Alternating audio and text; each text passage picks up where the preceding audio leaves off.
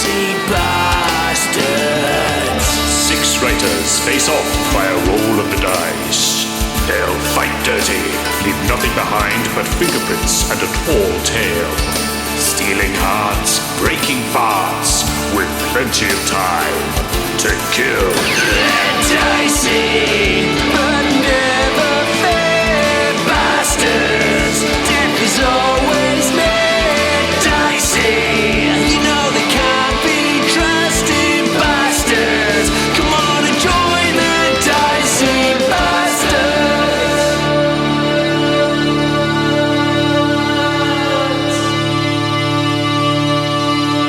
Hey there, A&D Deviants, Junior Adventures, and friends. Welcome to the next episode of Authors and Dragons Presents The Dicey Bastards. I'm MK Gibson, your host and Dungeon Master, author of such books as my villainous Shadow Master series and urban fantasy cyberpunk Technomancer series. So who do we have with us today while we have the whole cast back? Yay! Let us start at the beginning. Yeah, let's start with Mr. Robert Bevan. Sir, how are you?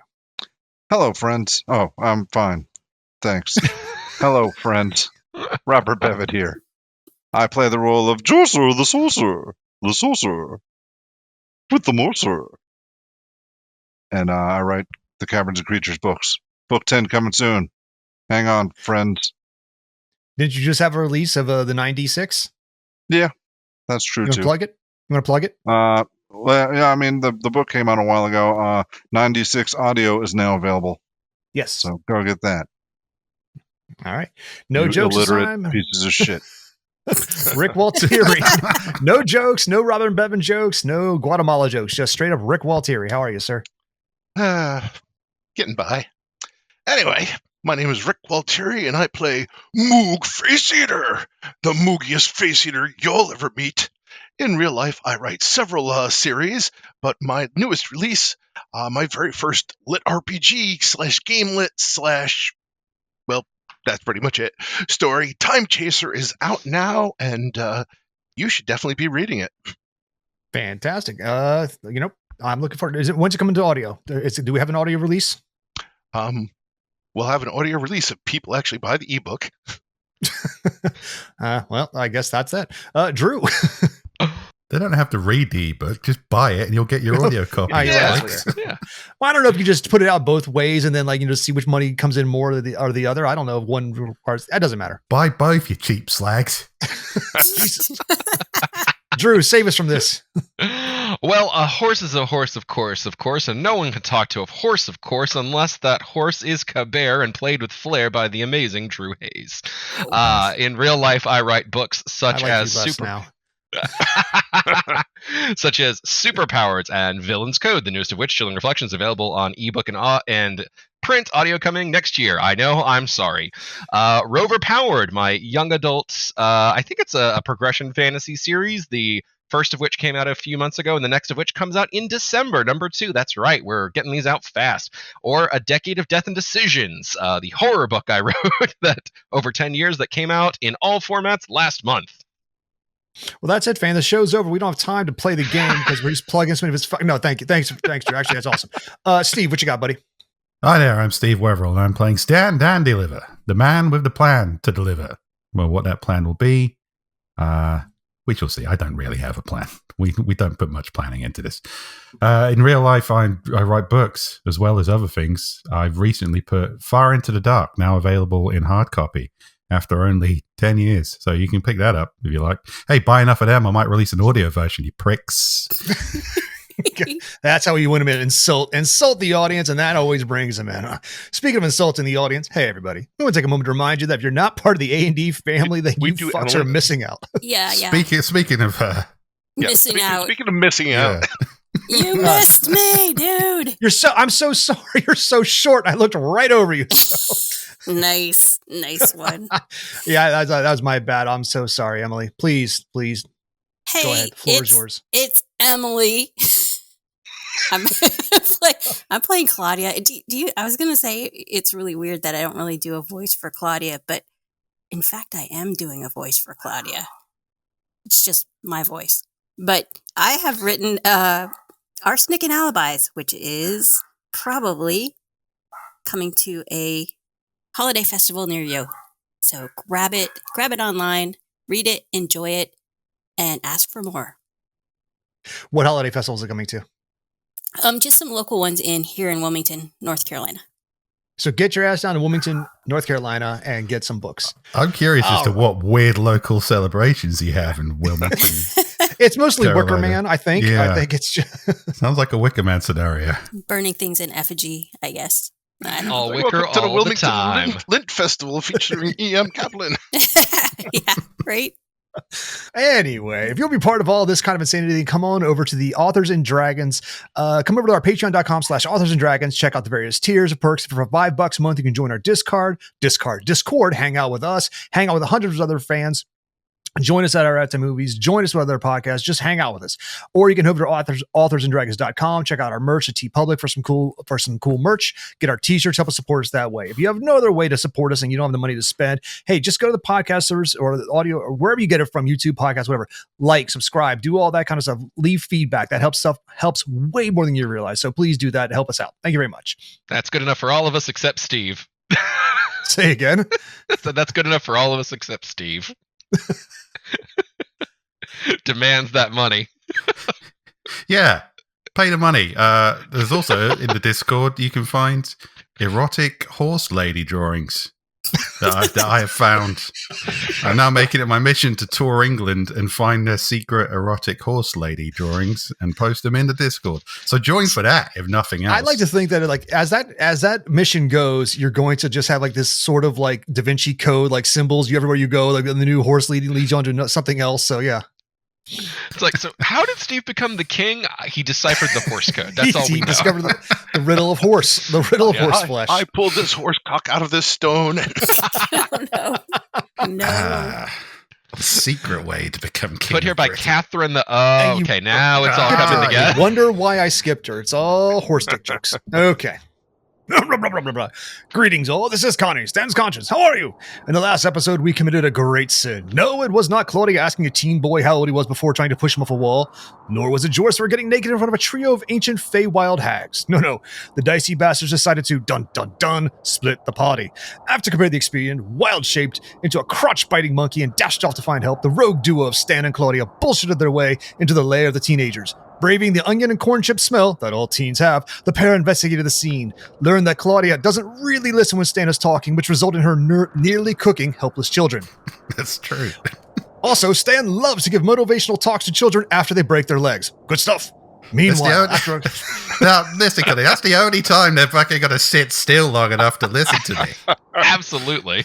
I tried talking to him before we murdered him. You threatened to put your sword in through. his butthole when he came down the ladder, Stan. I listened back to it today. It was Gotta speak the harrowing. language.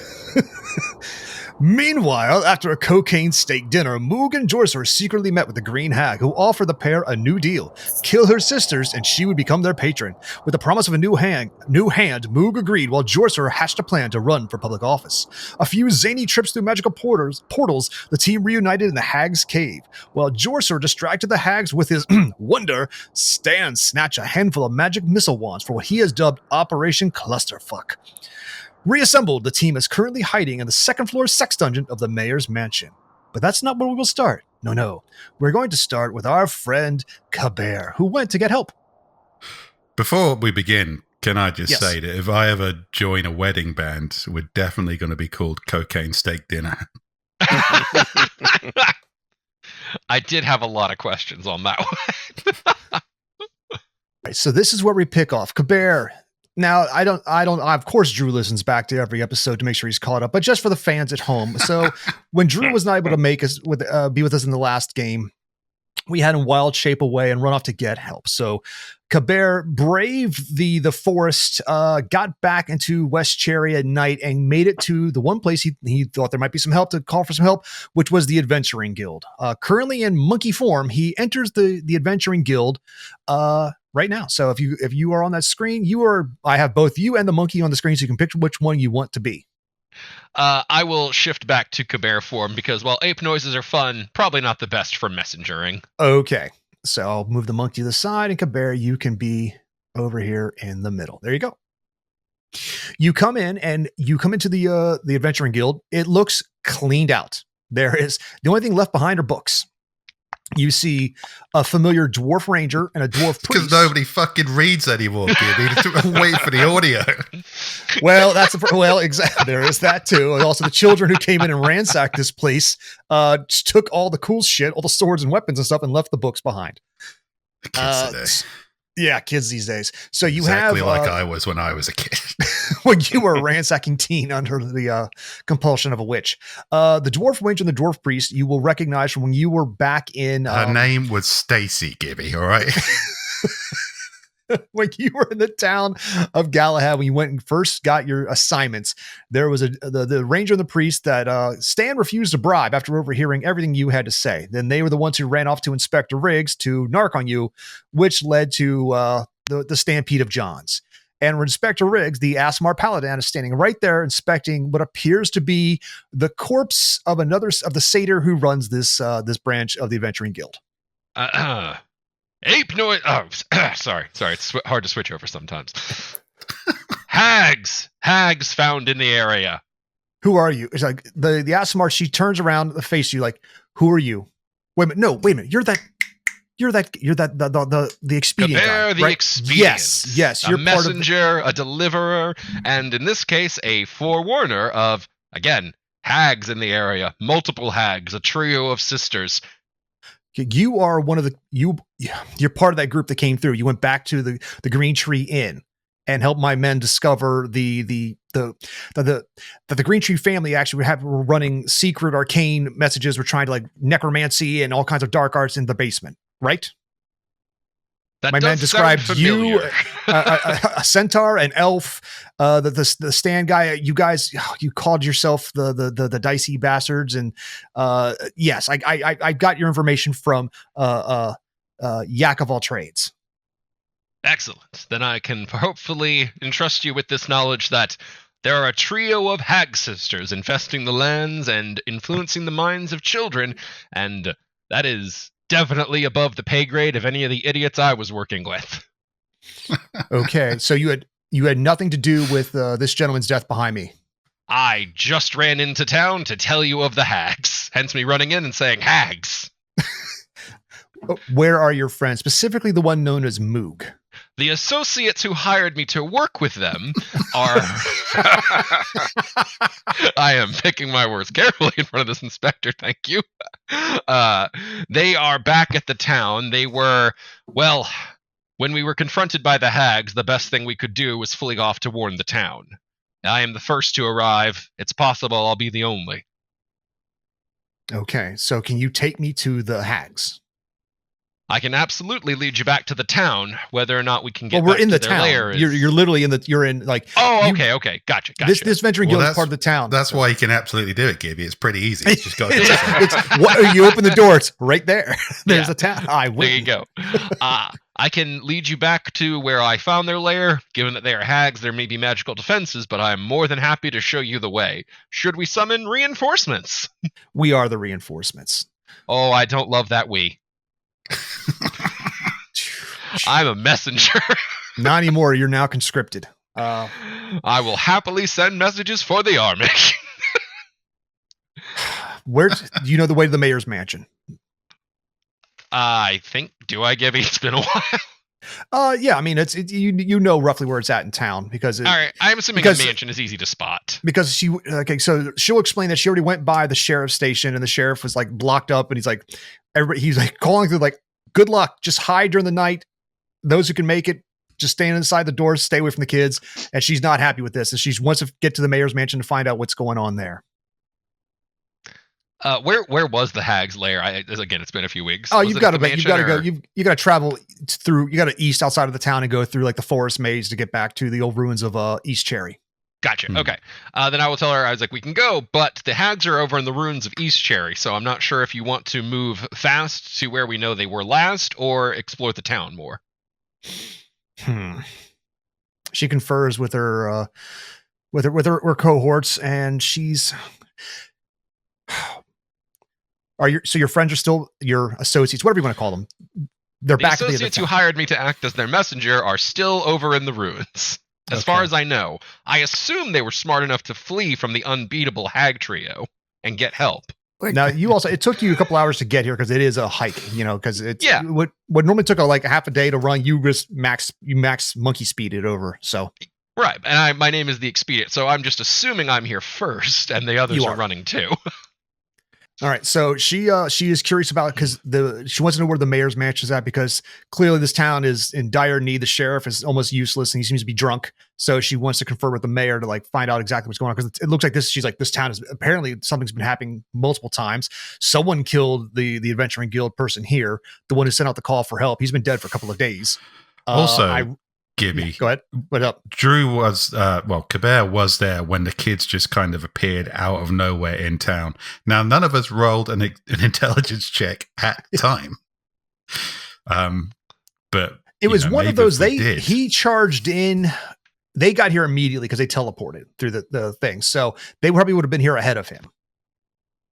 I imagine he snuck in when we were staying in town, the kids raided the town, right? Yes. They just came out of nowhere. Yes.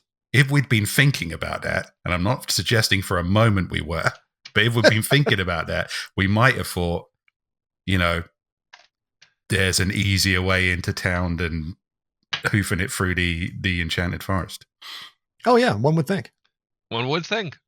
But one's not in this game. I'm just saying, maybe. Hypothetically, if somebody actually thought about this for a second. Let me double check.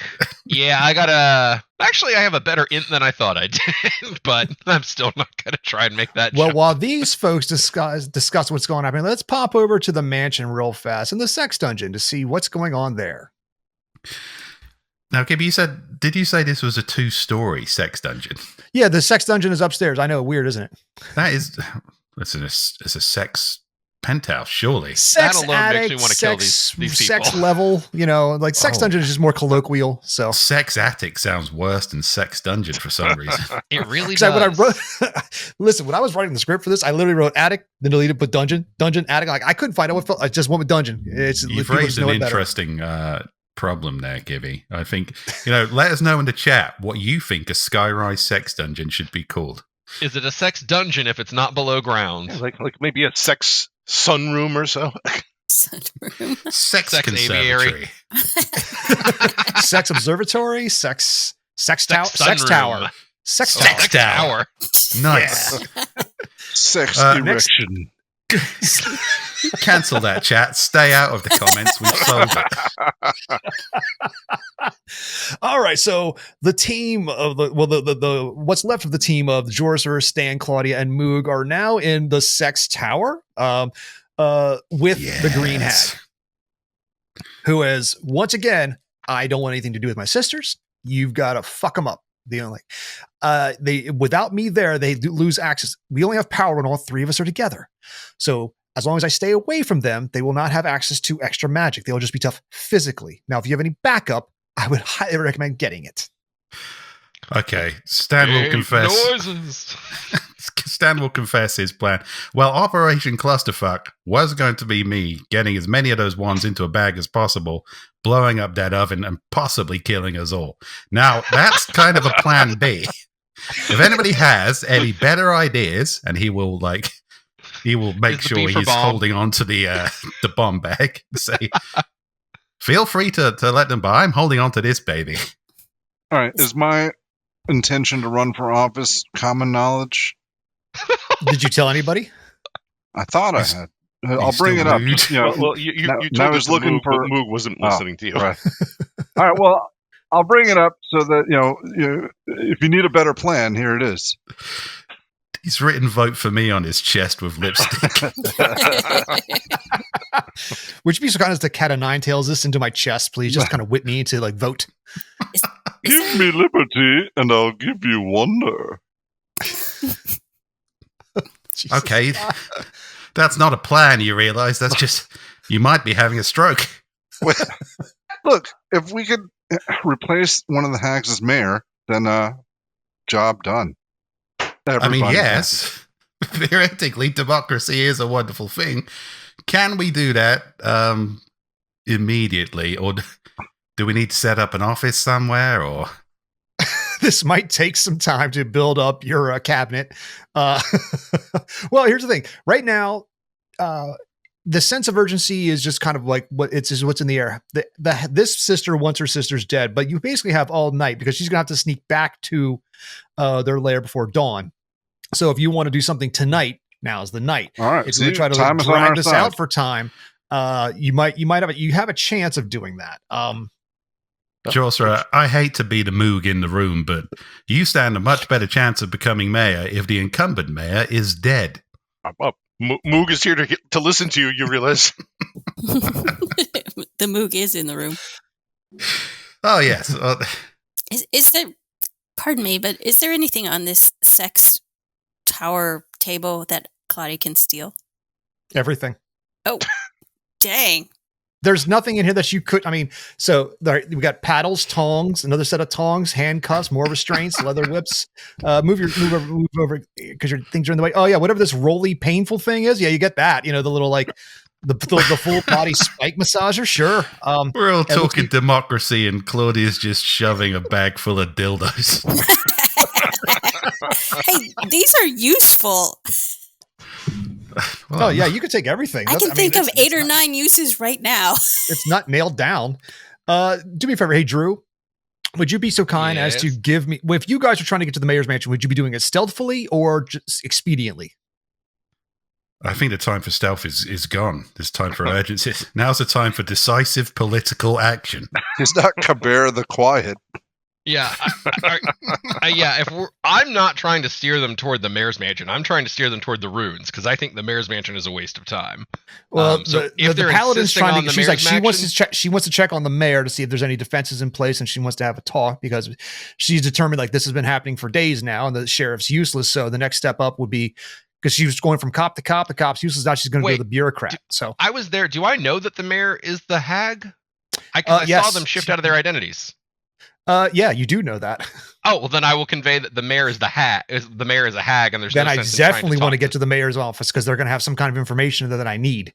Okay, then we will bolt our asses there. Okay, so you're going to basically run through kids because I'm not going to make you fight your way through the kids that are in the streets in the town. You're smart enough to like get around them, but quick enough to get up to basically get around the outskirts of the town and up the hill to the mayor's mansion. Claudia and Stan, as you two are the two closest to the window facing out, give me perception checks to see if you notice Cabert leading a trio of people up the hill towards the mansion.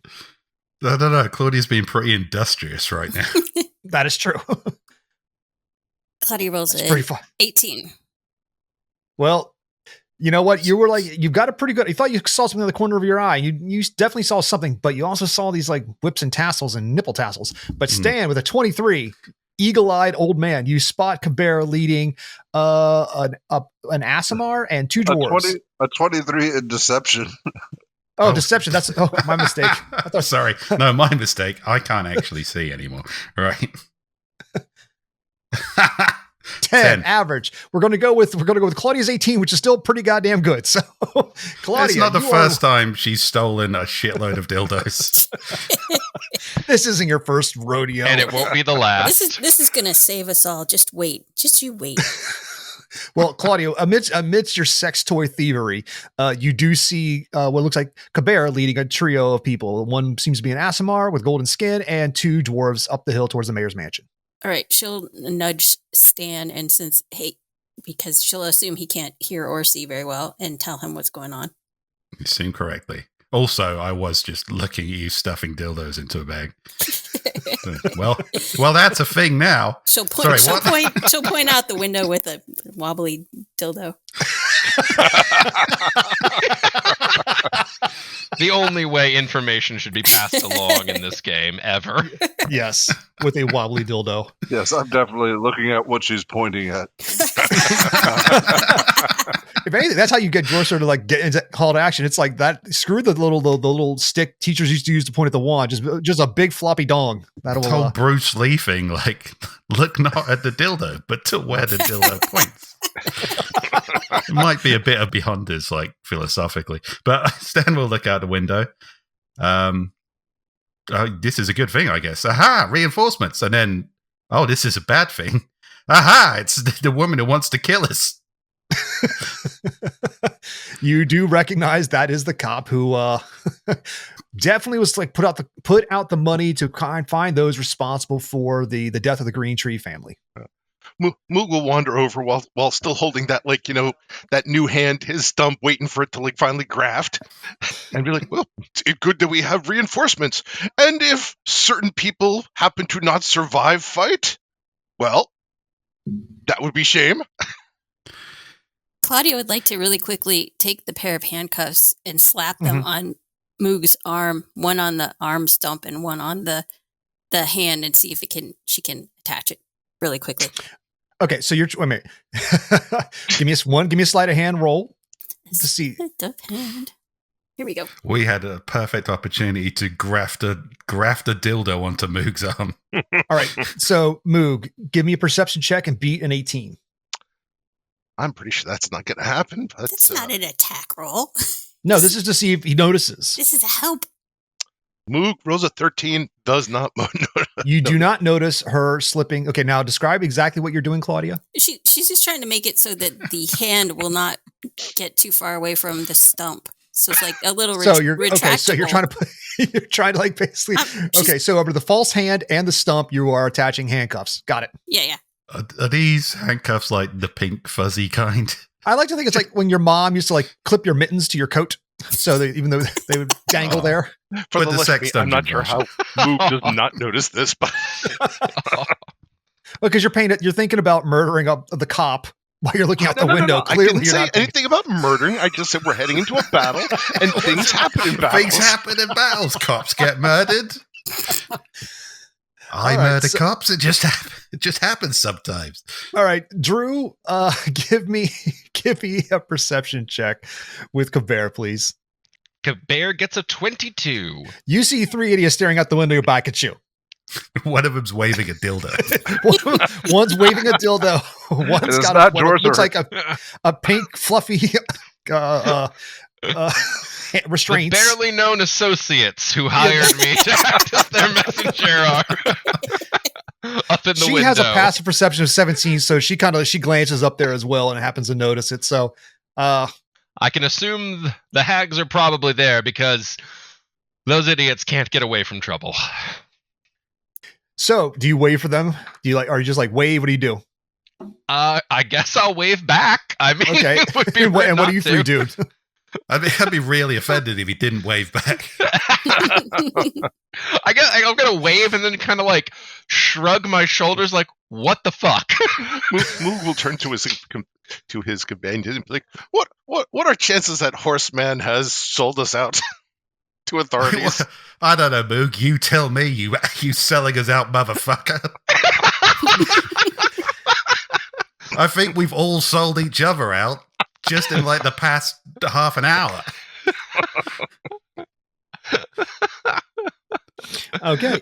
So I see you guys. Moog apologizes if Moog did a better job than party leader of funding this expedition. Show my like sack of coins. Look, we've had a hectic couple of minutes. It's been wild, but I do remember that technically, Moog, you're not just an innocent man. You're a hero. Now, as long as we just pretend that's the case, and not somebody who will, duck out of a child slavery situation for a couple of gold pieces, you motherfucker, then we should be fine. In the back, the green hag's like, you can have the kids back. I don't want them. Those are the sisters, one of them. You can take Wonderful. them. You're the nicest hag I've ever met. I want to go free. That's my deal with these two. Both Jorser and Moog have made a deal with me. I get to live. I get to leave. Agreed. Okay, that's reasonable. The kids go free. We keep the money. Yep. Everyone's happy. You can even take my cart. I don't care. It's a free cart. Oh, I'm just going to go. You should have said the cart thing first. You can have it. I don't care. Now, there is a lot of cocaine. That's not technically illegal, but it's not exactly legal. So, well, if we just find it in a cart, then, Yeah. Oh, God. I do love the image of you all looking at the cops running towards you and then looking behind to just a mountain of cocaine. You're like, well, boys, I think we knew what this is going to have to do. Okay, so... yeah, I guess I want to really clarify this. I don't know what a hag's going to do, but I will suggest it's like this paladin's pretty full on with the whole justice thing. you might want to shapeshift into somebody who isn't an evil hag or something. Or Moog will point out that this town is not the same as previous town we came from, and we are deputies. So technically, our jurisdiction supersedes that of Angry Paladin Woman. Moog, you horrible genius. You are not wrong. He's technically correct, which is the best kind of correct. All right. She will shapeshift into Pink Rita. I'll move her over here at the corner of the map. And she's like, I'm just a crazy merchant, Pink Rita. Don't let anybody hurt me. Okay, we're all on the same page. All right. I'm updating my campaign promises. I'm adding a cocaine stake in every pot. All right. Let me grab those guys from the. You're not in the sheriff's station. Where'd I put you guys? You were in The Adventurers Guild, I believe. Yes, I had to find that map. Thank you. All right, so you guys, the people in the mansion and the sex tower, you do hear the front door opening. So, and people are coming up the stairs now. Now's your chance. If there's anything you want to say before they get there, now is the time. Good talk. Yep. All right. Are there people outside like regular citizens? No, they're hiding inside. You do outside the window. You do see like kids just being like those, just basically the masked kids like wreaking havoc like they do every night. They run around, they play, they laugh, they bang on doors, they attack people if they're out in the streets, flaming dog shit, that kind of thing. So These probably aren't the votes I'm after. So probably not. I'll wait. Yeah. Okay. So in comes Inspector Riggs, a very familiar ranger that you never bribed, a dwarf priestess, and Mr. the Expedient right on their heels. So we're just standing there looking innocent. Totally innocent. Greetings, near strangers who I began working with only a few short days ago as their hired messenger.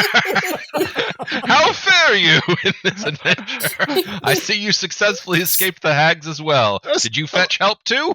Hello, best friend and blood brother Cabert. Do you need a dildo? Yeah, count on your votes. No to both. But thank you for the offer. What a terrible room to walk into. Here's the thing. Inspector Riggs, she's seen it all before. She's like, dildos, got it. All right. You're the Moog, right? You killed those dwarves or you killed those elves? What elves? The elves of the green tree. We have the child who fingered you. Now that I've got your description, I know exactly who you are. Jesus Christ. Moog is assuming that news did not reach you that sewer turtles. She runs up to you and puts her hand out. You're a goddamn hero. How did you know they were villainous? How did you know they were murdering all these people in their house? We found the basement. We know that we know you came back and helped. I know you tried to do it undercover. My men aren't the brightest, but I got all the information, and I know that you and this crew came in and helped solve. Thank you. She puts her hand out. Thanks, Blood Brother Moog. Yep. Great job. Moog will take it and be like, Moog always have a feeling about evil elves. Stan will just pinch the bridge of his nose and say, Jesus fucking Christ.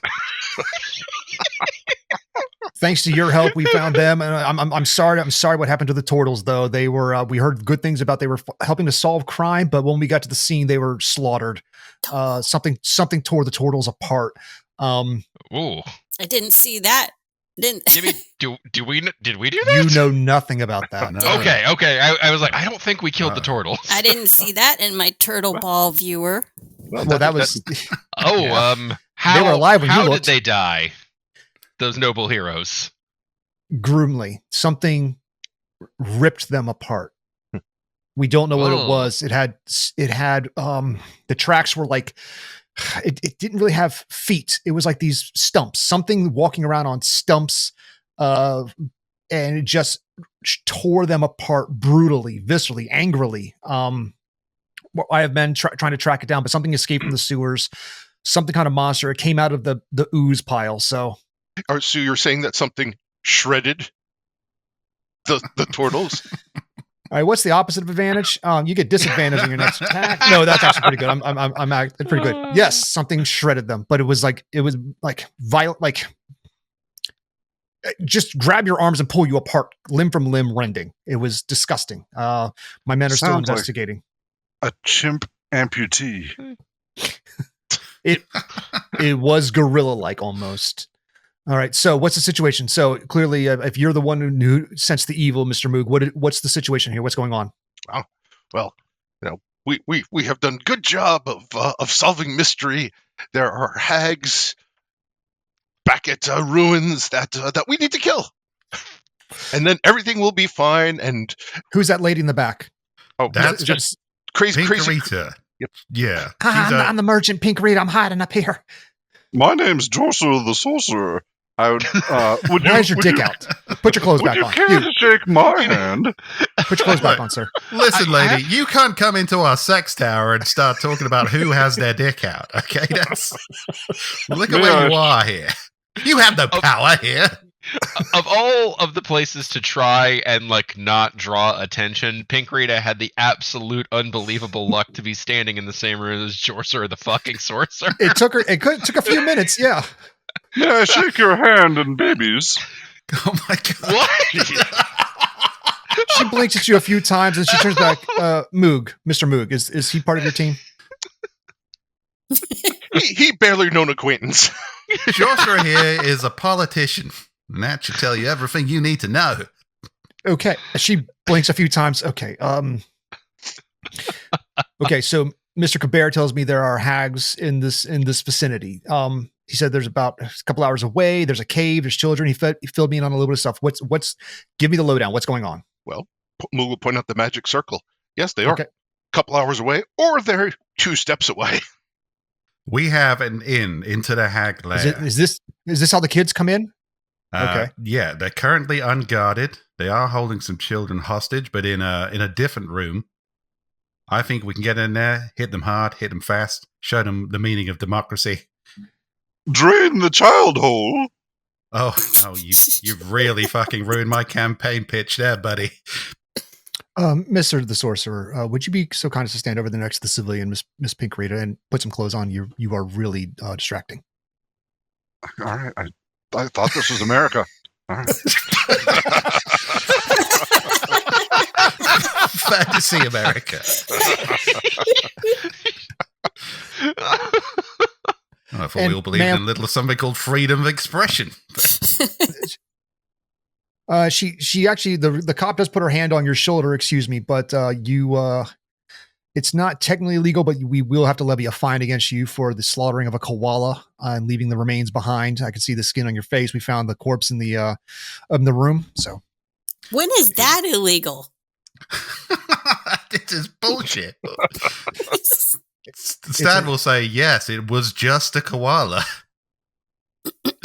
He was dead when I found him under my arm. All right, give me a deception check. Couldn't talk or anything. An 8. It is a little weird that in this world of wanton slaughter, killing koalas is for You still got half a koala on a face. I'm going to say you're wearing it on your face, so it's like this is not going well for you. I mean, but remember, this is an oath of vengeance paladin. It's like they're good luck reasoning. By this point, does it resemble a koala? Ish.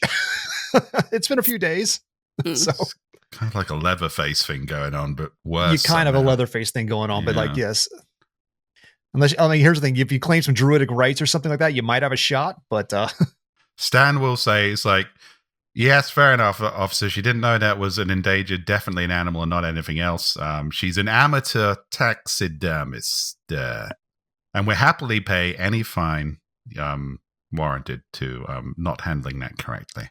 It'll be 175 gold. It goes back to the town of Galahad. The money goes back to the town proper, to the orphanages, and to help those in the soup kitchens. So as it should. Gotta love those orphans. Yeah, I'm the proprietor of the establishment it happened in. I'm happy to. Why did you run then? Why did you quit the Stampede of Johns? Well, sometimes you just got to keep these people on their feet. They drink a lot of booze, a lot of cholesterol building up. We were coming in to investigate. We wanted to know what was happening to the Green Tree. We tracked down the Moog person who we thought was actually a suspect of murder. It turns out he was a hero for killing them. Well, yes. Unbelievable that you would think that. The child let me be absolutely clear. I do not want philanthropy on my premises. If these men were married, they should not have been in my whore palace, my friend. Well, what we wanted to know was, Mr. Moog, okay, because clearly we're not going to go. I assume we're going to attack these hags, but it's nighttime. I assume you all want to I assume they're sleeping. Otherwise, that's why you're just standing around up here. Yes, Okay. we're in sex dungeon, so Okay, this is why I just recommend killing everybody. time. I recommend everybody take a Who short. sleeps Everybody in the take this time sex to. buddy? Everybody takes a short rest. Because when we go in there, like you said, we're going to go in there hard. We're going to go in there fast. So over the next hour, I ask Hey. questions. You came to the right room for hard and fast, my friend. Stan, you catch the dwarf ranger like just rolling his eyes, like he's this is the guy he wanted you to bribe, but he got Yeah. suckered into being like he's like, oh god damn it, this Oh no, did Plump- you have to work plumps- for a living? plumps down there. The priest, she'll let everybody know if you need any healing. Let me know anything passive. We take a short rest. You can use your obviously out of game. You can use your hit dice to heal up. Oh, Get I yourselves could back up. definitely use some healing. Do you want to use your hit dice or you want to use her spells? Because if you want to combat, you might need her spells later. What do you want? Let her use her spells. Okay. Let's just trade this kid attention, lady. Moog still might murder this cop. All right. So she will. Yeah, she got cure wounds. So. Slash roll. This fucking hand to attune to me. 12. All right. And I guess I'll use a few hit dice to bring myself up Right. to full. So yeah, you over the course of the next hour, you guys relax in the sex dungeon. Hey, However, you see I fit. gotta ask Moog real quick. What the fuck does an unattuned magic hand do? Currently, it hangs off his wrist by some I was furry like, handcuffs. Is it just a fist? Is it like flopping around all loose and shit? Like, Does he get like a flail slap to his unarmed attack? is it like he sat on his hand so long it went numb and he's just waiting for the feeling to come back? That's basically what it is, because it is a magic item that's in the Tasha's Cauldron of everything. It is basically just if you get a severed limb, you can put this thing on and it becomes like it acts as a replacement limb, but it does take up an attunement slot. Well, it's lucky it's an actual hand and not a black rubber fist, I guess.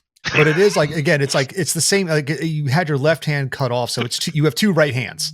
Unless so you try just to anytime Well, Moog I'm is talking attaching or it upside gesturing, down. one of his arms just has a completely limp, flopping hand the whole time. Yes. All right, I wanted to establish that visual imagery. Like I'm trying to attach it upside down so it faces the right way. It's just the thumb will be upside down. Yeah. So your right hand thumb is up and your left hand thumb is down, and your pinky's up. So yeah. Hopefully, I with still, some pink fuzzy handcuffs too. I don't think this is going to help his two-handed weapon attack. I think this is going to get very confusing for everybody involved. Also, I'll take you a few practice swings. Yeah. I've used all my short rests, so No, you don't. You can use another short rest. I mean, you use all your hit dice. You mean? I've used all my hit dice. All right. So yeah, the priest will show like you. Let me see. The Riggs tells the priest to save her spells. Riggs will come over and do some paladin lay on hands. Well, I'm only 6 down, so don't go. Okay, nuts. that's fine. She'll give you 6. Then she'll give you 6 points. Nice. Okay, so I get my limited spells back. My useless bard spells. Excellent. Ooh, I get my wild shape back. Yep. That is nice. Now she wants to know, like, so the kid who escaped from the fire, did you set the fire at the elf village at the Crossroads Inn and Tavern, Mr. Moog? My client does not quite remember the exact happening. It was very stressful for him. He had a hard time. He's a hero. Let's just because have a the nice child short... escaped the fire unscathed. When we originally thought he was just a helpless child. Turns out he's a warlock who's under a patron with a dark deity. And I think the parents were practicing trying to kill.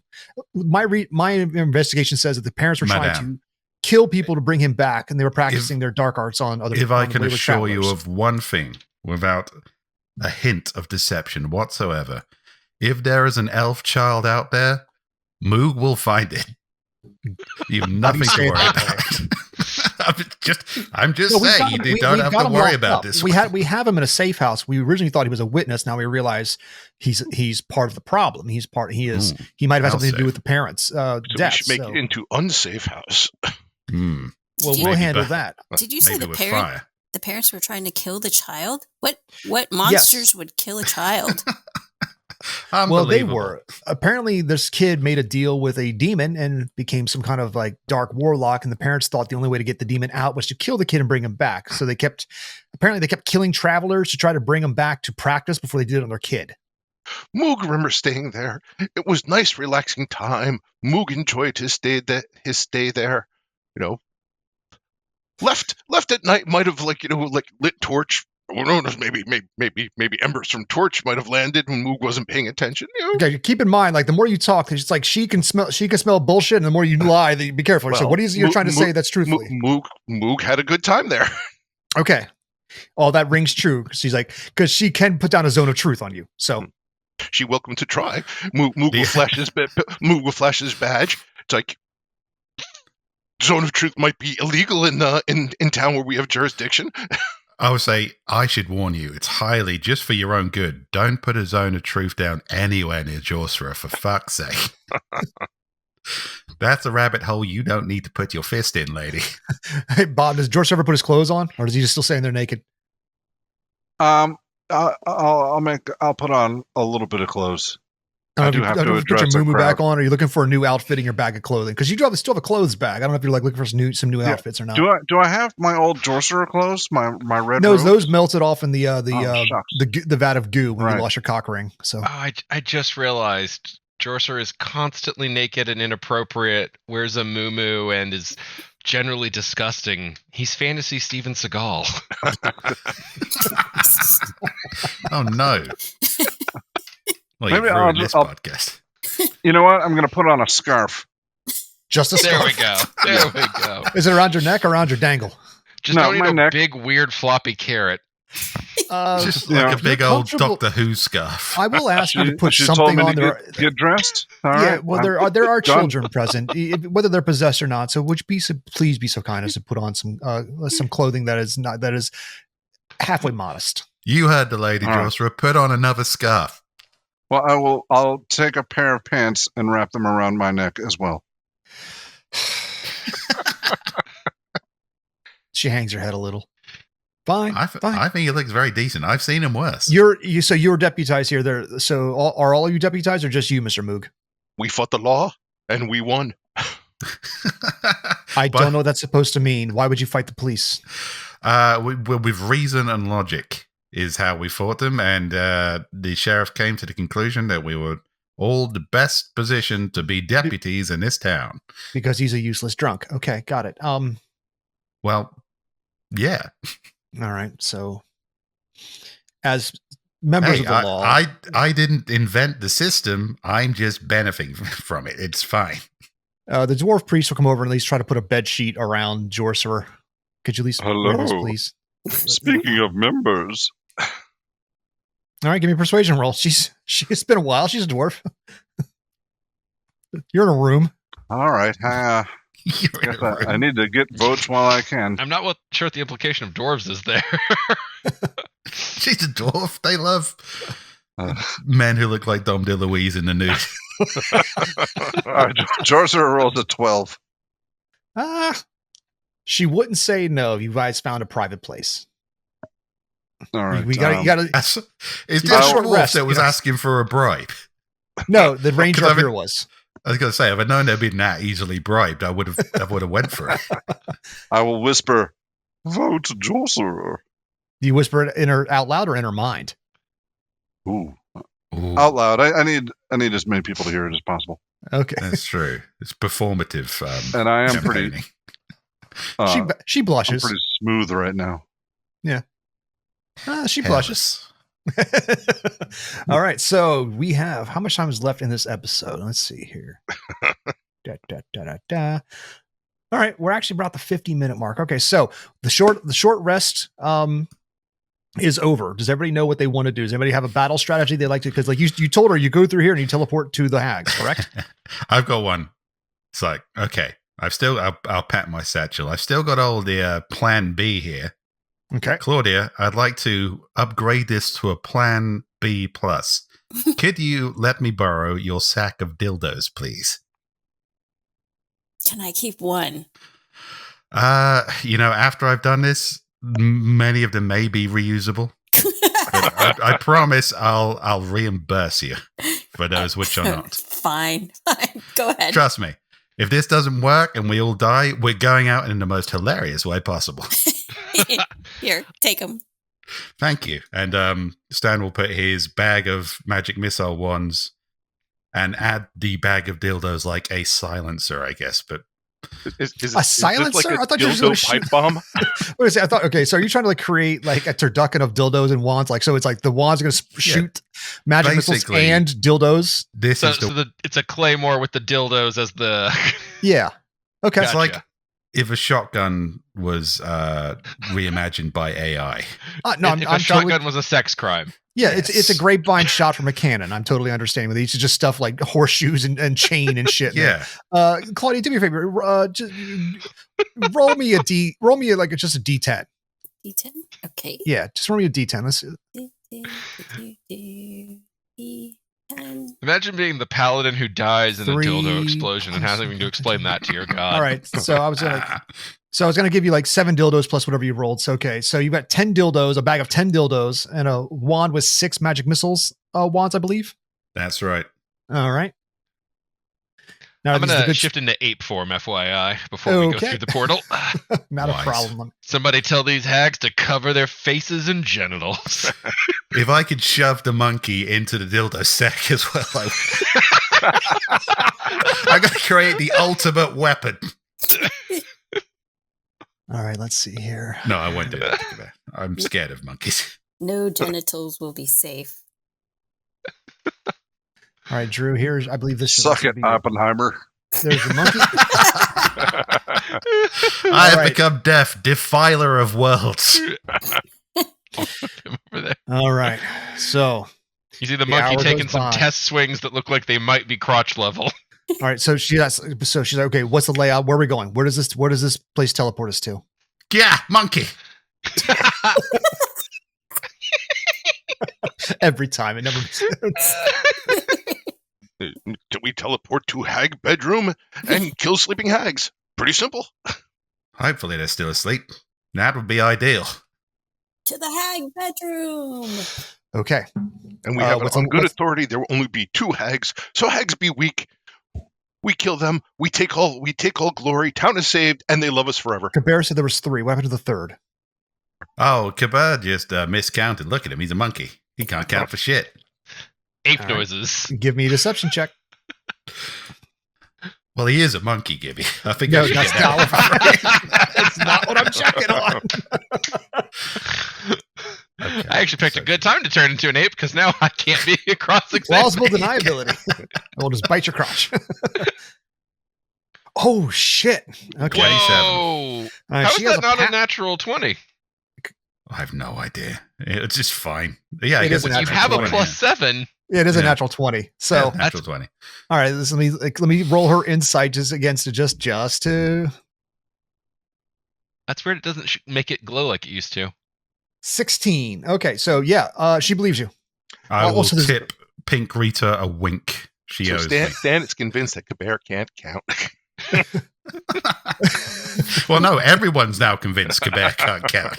That's Was how there good a that third roll was. Like, wait a minute, what happened to my warlock hag? No, so okay, okay, I guess that was wrong. I thought that he said there was 3. I guess only 2 hags. Okay, fine. Okay. They're supposed to be brutal, they're supposed to be strong, so we'll get in there and get in there quick. All right. So, is everybody ready? Ape noises and a thumbs up. Stan will somehow cock his dildo cannon. Do, do, do, do, do. Moog will give Orphan Splitter a few test swings with his now upside down left hand. All right, give me a performance check. Let's find out Oh, real fast. shit. Have we got a roll to dodge You might want this? to hang on. Might want to back up. I recommend everybody back up a little bit so he practices. He's got a 19.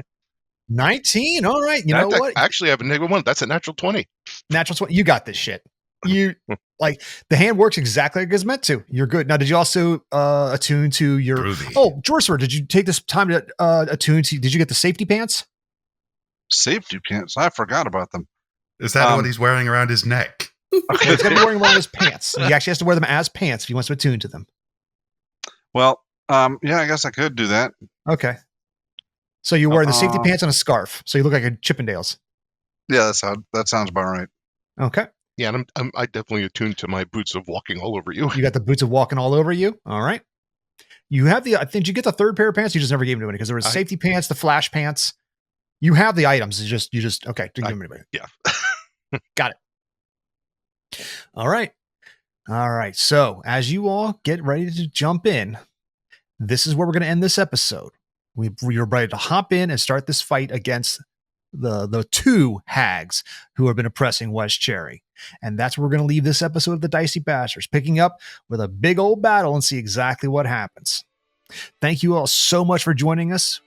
On behalf of Emily Kaplan, Rick Waltieri, Stan Wetherill, Drew Hayes, Robert Bevan, I'm MK Gibson. We're the Dicey Bastards, and you've been great. Thank you all. I'm gled you included Emily this time, Gibby. I let off with her this time. It's like, fuckers. Bye, everybody. Goodbye. Let's go. Don't get talking to me. You're done. Staggo. Vote for Jocelyn. Vote for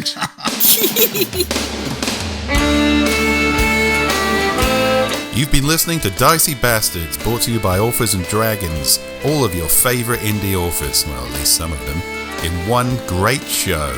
Find us on YouTube, Facebook, TikTok, or some other shit. We'd love to hear from you. Music by the Gorecore 4.